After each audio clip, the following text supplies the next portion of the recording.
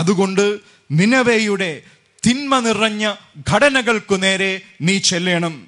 രൂപാന്തരത്തിന്റെ ഈ വലിയ സന്ദേശവുമായി, മനസ്താപത്തിന്റെ ഈ വലിയ സന്ദേശവുമായി ചെല്ലണം. അവിടെ ചെന്ന് ഓരോരുത്തൻ താന്താന്റെ ദുർമാർഗവും താന്താന്റെ കയ്യിലുള്ള സാഹസവും വിട്ട് മനം തിരിയുന്നതിനെ കുറിച്ച് അവരുമായി സംവദിക്കണം. മാനസാന്തരത്തിന്റെ സുവിശേഷം. തിന്മ ചെയ്യുന്നവർ തിന്മ ഉപേക്ഷിച്ച് നന്മയുടെ പക്ഷത്താകുന്ന സുവിശേഷം. ദുഷ്ടതയിൽ ജീവിക്കുന്നവർ ദുഷ്ടതയുടെ സ്വാധീന ശക്തിയിൽ നിന്ന് വിമുക്തി പ്രാപിച്ച് നന്മയിലേക്ക് തിരിയുന്ന സുവിശേഷം. ആ സുവിശേഷം ജീവിക്കുവാനായി, ആ സുവിശേഷത്തിന്റെ വാഹകനായി, ആ സുവിശേഷത്തിന്റെ വക്താവായി യോനായെ നീ പോകണം. യഹോവയായ ദൈവം യോനായോട് പറഞ്ഞു. യഹോവയുടെ സന്നിധിയിൽ നിന്ന് തർശീശിലേക്ക് ഓടിപ്പോകേണ്ടതിന് യാഫോവിൽ ചെന്നു. തർശീശിൽ പോകുന്ന ഒരു കപ്പൽ കണ്ടു. യഹോവയുടെ സന്നിധിയിൽ നിന്ന് അവരോടുകൂടെ തർശീശിലേക്ക് പൊയ്ക്കളയുവാൻ അതിൽ കയറി. യഹോവയുടെ പദ്ധതികളിൽ നിന്നുള്ള ഒളിച്ചോട്ടം. നേരെ എതിർദിശയിൽ ഏകദേശം 2000 മൈലുകൾക്കപ്പുറയുള്ള ഒരു ഫിനീഷ്യ പട്ടണത്തിലേക്ക് അവൻ ഒളിച്ചോടുവാൻ ശ്രമിക്കുകയാണ്. അത് യോനായുടെ മാത്രം അനുഭവമല്ല. യോനായ്ക്ക് ശേഷം തലമുറകളായി കടന്നു വന്ന്, എൻ്റെ പ്രിയരെ, എൻ്റെയും നിങ്ങളുടെയും ജീവിതത്തിൻ്റെ അവസ്ഥകളാകാം. നമ്മുടെ കുടുംബങ്ങളെക്കുറിച്ച് ദൈവത്തിന് ഒരുപാട് പ്രതീക്ഷകളുണ്ടാകാം. ആ പ്രതീക്ഷകൾക്കനുസൃതമായി, സുവിശേഷത്തിനനുസൃതമായി നമ്മുടെ ജീവിതങ്ങളെ ക്രമീകരിക്കുന്നതിന് പകരം ദൈവത്തിൽ നിന്ന് ഒളിക്കുവാൻ ശ്രമിക്കുന്നവരോ നാം.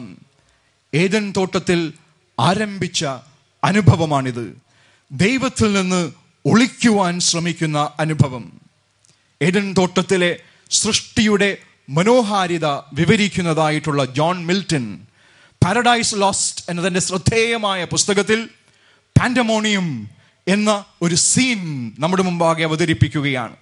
സാത്താന്യ സിംഹാസനത്തിനു ചുറ്റും കൂടിയിരിക്കുന്നതായിട്ടുള്ള തിന്മയുടെ ശക്തികൾ ഒരുമിച്ച് ഒരു ചർച്ചയിൽ ഏർപ്പെട്ടിരിക്കുകയാണ്. എങ്ങനെ നമുക്ക് ഈ ദൈവത്തെ പരാജയപ്പെടുത്തുവാൻ കഴിയും? അതാണ് അവരുടെ ചോദ്യത്തിൻ്റെ നിദാനം.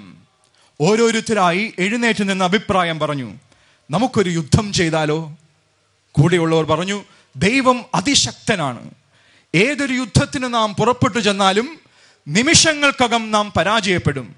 അങ്ങനെ ഓരോരുത്തരായി അഭിപ്രായങ്ങൾ പറഞ്ഞു.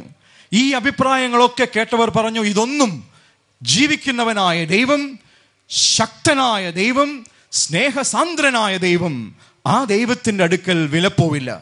അപ്പോഴാണ് ബുദ്ധിമാനായ ഒരാൾ എഴുന്നേറ്റ് വളരെ വളരെ ലളിതവും എന്നാൽ വ്യക്തവുമായൊരു നിർദ്ദേശം വെച്ചത്. ഈ കഴിഞ്ഞ കുറേ ദിവസങ്ങൾ നാം ദൈവത്തെ അടുത്ത് ശ്രദ്ധിക്കുകയാണെങ്കിൽ ഈ ദൈവം തൻ്റെ അവസാന സൃഷ്ടിയായ മനുഷ്യനുമായി ഒരുപാട് സമയം ചിലവഴിക്കുകയാണ്. മനുഷ്യനെ കാണുമ്പോൾ ആ ദൈവത്തിൻ്റെ മുഖത്തുള്ള സന്തോഷമൊന്ന് കാണണം. അവനോട് കൂടെ യാത്ര ചെയ്യുമ്പോൾ ആ ദൈവമുഖ തലതെല്ലുന്ന ആനന്ദം ഒന്ന് കാണണം. ഈ ദൈവത്തിൻ്റെ മനസ്സിനെ നൊമ്പരപ്പെടുത്തുവാൻ, ഈ ദൈവത്തിൻ്റെ ഹൃദയത്തെ വ്രണപ്പെടുത്തുവാൻ, വേദനിപ്പിക്കുവാൻ ഏറ്റവും ലളിതമായ മാർഗം അവൻ്റെ ഏറ്റവും ശ്രദ്ധേയ സൃഷ്ടിയായ മനുഷ്യനെ അവനിൽ നിന്ന് അടർത്തിയെടുക്കുകയാണ്, ദൂരത്താവുകയാണ്.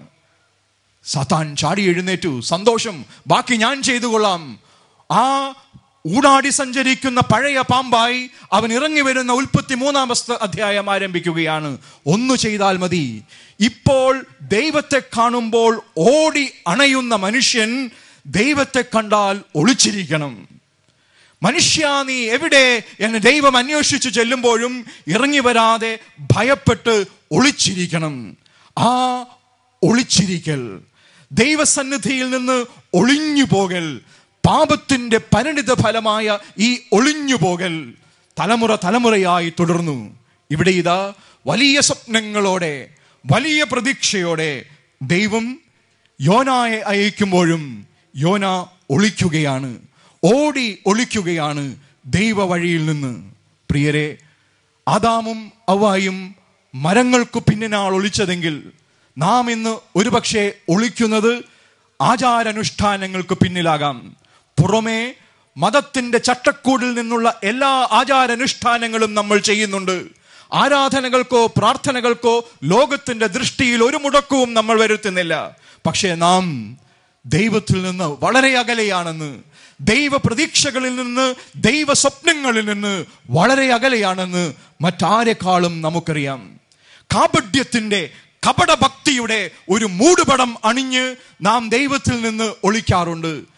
ഞങ്ങൾക്കിവിടെ എന്തു കിട്ടുന്നു എന്ന് ചോദിച്ച് മനുഷ്യ ദൈവങ്ങളുടെ പിന്നാലെ പാഞ്ഞു നടന്ന് ഒടുവിൽ അവിടെയാണ് ഏതോ ആത്മീയത എന്ന് പുറംപൂച്ച് കാട്ടുന്ന നമുക്കറിയാം, നമ്മുടെ ഹൃദയം ഈ പുറംപൂച്ചുകളുടെ ഒക്കെ മധ്യേയും ദൈവത്തിൽ നിന്ന് ഒളിക്കുവാൻ ശ്രമിക്കുകയാണ്. എന്നെക്കുറിച്ചുള്ള ദൈവ പദ്ധതികളെ കുറിച്ച്, എന്നെക്കുറിച്ചുള്ള ദൈവ സ്വപ്നങ്ങളെ കുറിച്ച്, എൻ്റെ കുടുംബത്തെക്കുറിച്ച്, എൻ്റെ സഭയെക്കുറിച്ചുള്ള, ദൈവത്തിൻ്റെ സഭയെക്കുറിച്ചുള്ള ദൈവ ദർശനങ്ങളെ കുറിച്ച് ദൈവത്തിന് വ്യക്തമായ വിഭാവനകൾ ഉള്ളപ്പോഴും ഓടി ഒളിക്കുവാൻ ശ്രമിക്കുന്നവരാണ് നാം. തിരക്കിന് മധ്യേയും സ്വാർത്ഥതയുടെ മധ്യേയും ഓടി ഒളിക്കുവാൻ ശ്രമിക്കുന്നവരാണ് നാം. സാധ്യമാണോ ഈ ഒളിക്കൽ?